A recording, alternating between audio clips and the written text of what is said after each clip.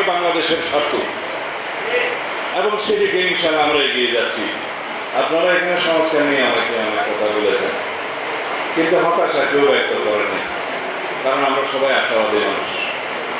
আলাপ আলোচনা চলছে, তার চাইতে বেশি অবশ্য খানাপিনা চলছে, সময় অনেক লাগছে, কিন্তু আমি বিশ্বাস করি আমরা একটা জায়গায় ঐক্যতে আসতে পারব। আমরা ঐক্যতে আসার জন্য আমাদের দলের পক্ষ থেকে কি কি বিবেচনা নিয়েছে জাতীয় স্বার্থে আপনারা ইতিমধ্যে লক্ষ্য করেছেন।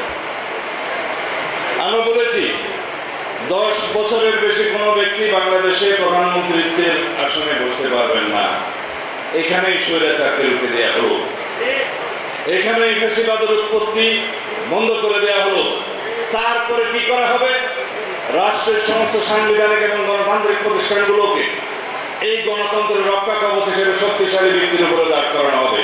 তার জন্য কি করতে হবে? 1 নম্বর, বিচার বিভাগের কমপ্লিট স্বাধীনতা আমাদেরকে নিশ্চিত করতে হবে। এটা অবশ্য ক্রমান্বয়ে হয়ে যাচ্ছে। আমরা একদম ইন্ডিপেন্ডেন্স অফ জুডিশিয়ারি যদি এনশিওর করতে পারি সাংবিধানিকভাবে অবশ্যই, এবং আইনিভাবে যদি এনশিওর করতে পারি, তাহলে সেটা গণতন্ত্রের রক্ষা কবচ হবে।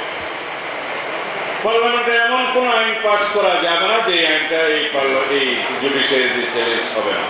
যদি সেরকম কোনো আইন হয়, সেই জুডিশিয়ারিকে আমাদের নির্মাণ করতে হবে। আমরা বিচার বিভাগেরও জবাবদিহিতা নিশ্চিত করার জন্য প্রস্তাব রেখেছি। শুধুমাত্র আর্টিকেল 96 সুপ্রিম জুডিশিয়াল কাউন্সিলের ব্যবস্থা আছে, সেই ব্যবস্থার মধ্য দিয়ে একজন বিচারককে শুধু অপসারণ করা যায়, কিন্তু অপসারণ শুধুমাত্র পিউনিটিভ মেজার্স হতে পারে না, একমাত্র শাস্তি হতে পারে না। যদি এখানে ইন্ডিভিজুয়াল ক্রিমিনাল লায়াবিলিটি থাকে, সেটা ফিক্স করার জন্য যথাযথ আইন থাকতে হবে। অধস্তন আদালতের জবাবদিহিতা নিশ্চিত করার জন্য একটা সেক্রেটারি নির্মাণে যথেষ্ট নয়।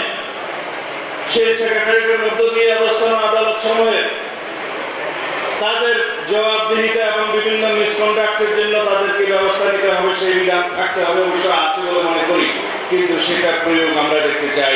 অবশ্যই এখনো পর্যন্ত সেটা পূর্ণাঙ্গ হয়নি। এটা আর্টিকেল 116 অনুসারে সম্ভবত একটি এখনো পর্যন্ত পেন্ডিং আছে, সেটার অবজারভেশনের পরে বা রায়ের পরে হয়তো এটা হবে। আমরা এইভাবে বিচার বিভাগের স্বাধীনতা নিশ্চিত করার জন্য বলেছি আর্টিকেল 95 অনুসারে যে আইন হয়েছে, যে সুপ্রিম জুডিশিয়াল অ্যাপয়েন্টমেন্ট অর্ডিন্যান্স 2025 যেটা হয়েছে, অবশ্য আইনটাতে কিছু ডিফেক্ট আছে, সেটা ঠিকমতো ডিসপোজ না করে এটা করা হয়েছে।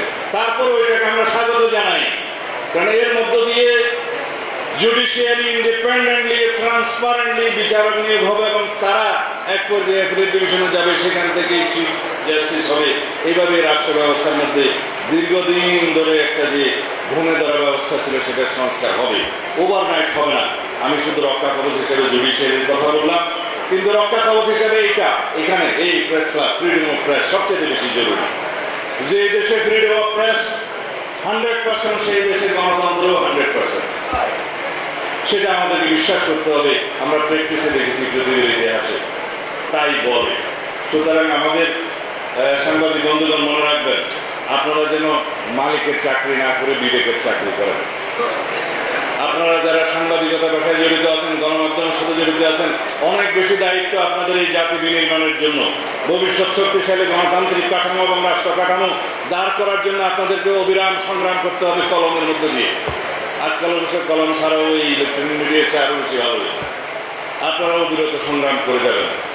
সেই জন্য আমাদের আহ্বান থাকবে ফ্রিডম অফ প্রেসটাকে যেন আমরা একদম ইন্ডিপেন্ডেন্ট করতে পারি বা এনশিওর করতে পারি। আমাদের যা যা ব্যবস্থা নেওয়া দরকার রাজনৈতিক দলের পক্ষ থেকে, সরকারের পক্ষ থেকে, সব পক্ষ থেকে সহযোগিতা থাকবে। আর কি দরকার সেটা অবশ্য পূরণ হয়ে গেছে বাই নাও, হয়তো এখনো ইমপ্লিমেন্ট হওয়া বাকি আছে। সেটা হচ্ছে সব সময়ের জন্য আমাদের দেশে নির্বাচনকালীন সময়ে কেয়ারটেকার সরকার ব্যবস্থা বহাল থাকতে হবে, সেটা নিশ্চিত হয়েছে।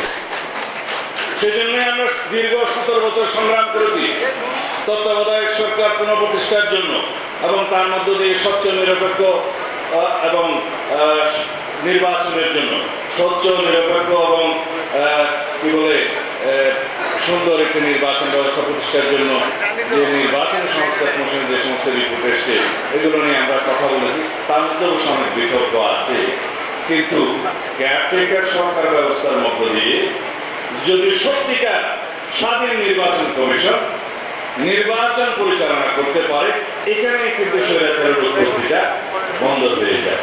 এই কথাগুলো আমি জন্যই বলেছি, শুধুমাত্র নির্বাহী বিভাগকে দুর্বল করার মধ্য দিয়ে কিন্তু রাষ্ট্রের একটি গণতান্ত্রিক কাঠামো শক্তিশালী দাঁড় করানো যাবে। নির্বাহী বিভাগকে নির্বাহী বিভাগের কাজ করতে দিতে হবে, বিচার বিভাগকে বিচার বিভাগের কাজ করতে দিতে হবে, শাসক এবং লেজিসলেচারকে আইনসভাকে তার কাজ করতে দিতে হবে, এবং সেখানেই থাকবে একটা কমপ্লিট ব্যালেন্স অফ পাওয়ার। এবং সেটা আমরা আইনের ভাষায় যেটা বলি যে একটা সেপারেশন অফ পাওয়ার থিওরির যেটা মূল কথা, যে harmonious cooperation in between all the organs of the state should be established. তাহলে পরে কোনো অর্গান আর কোনো অর্গানের উপরে একটা অধিকার ওভার প্রয়োগ করতে পারে না, হস্তক্ষেপ করতে পারে না, একটা আর একটা ব্যালেন্সিং পাওয়ার হিসেবে পাহারাদার হিসেবে কাজ করে। সেই কথাগুলোই আমরা ভুলে যাচ্ছি। এখন প্রবণতা দেখা যাচ্ছে সংস্কার কমিশনের প্রচেষ্টার মধ্যে, মানে জাতীয় কমিশনের, যে নির্বাহী বিভাগকে যত বেশি নিয়ন্ত্রিত করা যায়।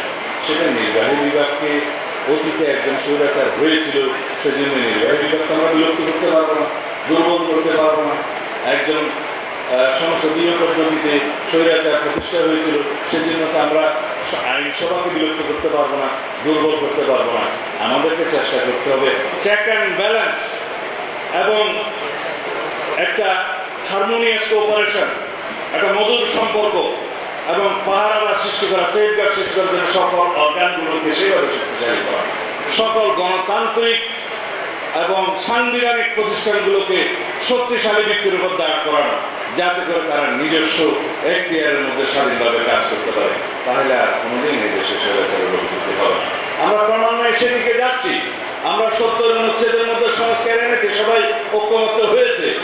এখন একটা প্রস্তাব আরো দিয়েছি আমরা রাষ্ট্রপতি নির্বাচনের ক্ষেত্রে উভয় পক্ষের সদস্যদের মধ্যে গোপন ব্যালটে স্বাধীনভাবে এমপিরা ভোট দেবে, সেটা আরেকটা বিকল্প। আর প্রধানমন্ত্রীর মেয়াদ আমরা 10 বছরের সীমাবদ্ধ করলাম, সেটা কি আমাদের একটা বড় ধরনের অর্জন নয়? আমরা যদি প্রতি ক্ষেত্রে নির্বাহী বিভাগকে সীমাবদ্ধ করি, আইনিভাবে সাংবিধানিকভাবে থাকি, কিন্তু নির্বাহী বিভাগ দুর্বল হবে, রাষ্ট্র পরিচালনা করা যাবে না, সরকার পরিচালনা করা যাবে না। আর যদি যে যার জায়গায় নির্বাহী বিভাগ, বিচার বিভাগ এবং আইনসভা তার সীমাবদ্ধের মধ্যে কাজ করতে বাধ্য থাকে, সেই ব্যবস্থাটা আমরা গ্রহণ করি, তাহলে প্রকৃতপক্ষে রাষ্ট্রের সংস্কার হবে।